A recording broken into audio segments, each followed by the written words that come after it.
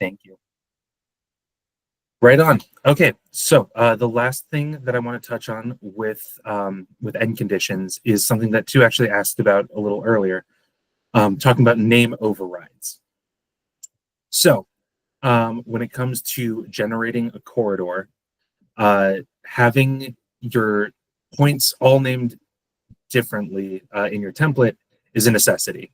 You need all of these points named differently, otherwise ORD is not going to be able to actually like model correctly. But when it comes to actually like creating your corridor, you don't necessarily want like you don't want to see DSLT cut 4 and cut LT3. Like you don't really care about what the actual slope is up to whatever point you're dealing with. What you care about is that it's a top of cut or a toe of fill. With that in mind, utilizing name overrides, I think, is a really great way to make sure that all of your end conditions line up and all generate the same name in your corridor. So what you can see here is you can see the difference between these names here where everything is in white, so DSLT EOP. I don't have any other component that I want to name or any other feature that I want to change this name to. It's always going to be DSLT EOP. We're good. Call it always that. These ones over here that are red, that red indicates that there is a name override on this point. Because again, I don't really want to see when I go to generate my corridor that the feature name is this DSLT cut 6 safety. What I'd rather see is just, hey, it's a cut on the left side. So utilizing that feature name override anytime I have a cut is going to be great. So this same one up here, you can see same feature name override. These ones down at the bottom, this is just going to be named DSLT fill. So design surface, left, fill, that's all that I need to know. Again, I don't care that it's a 4-to-1, 6-to-1, 3-to-1, 2-to-1, whatever. It is all groovy by me.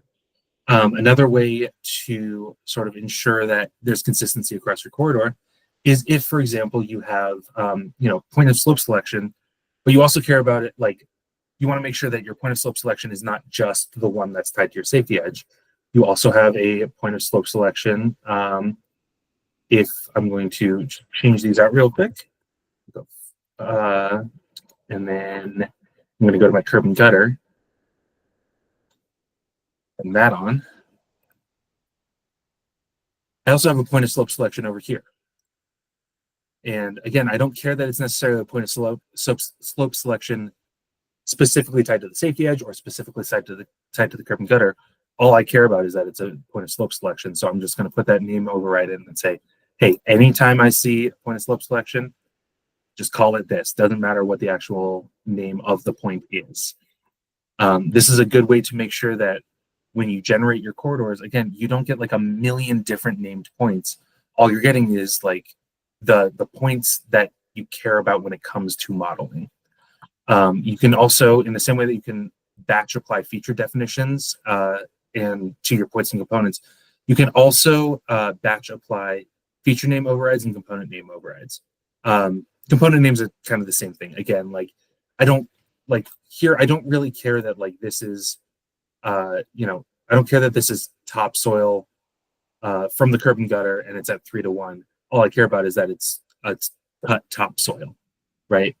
So I'm going to name all of those the same. Everything from the other end conditions are also going to be name the same. It's just a cut topsoil. But you can apply those overrides the same way. If I go to here, you can see if I sort by feature override name, again, the red just indicates that there is an override on it. You can see that these 2 points, despite being named differently, when they show up in my corridor are going to be named the same. Same thing here. These are all my fill components. All of my fill components are going to be named the exact same, or sorry, fill features are going to be named the exact same when they show up in my corridor. Same thing on, down here on the left side, cut, all of that. So that kind of covers naming overrides. I hope I kind of addressed what Stu was asking about earlier. I think with that, I'll close out this section and we'll take some more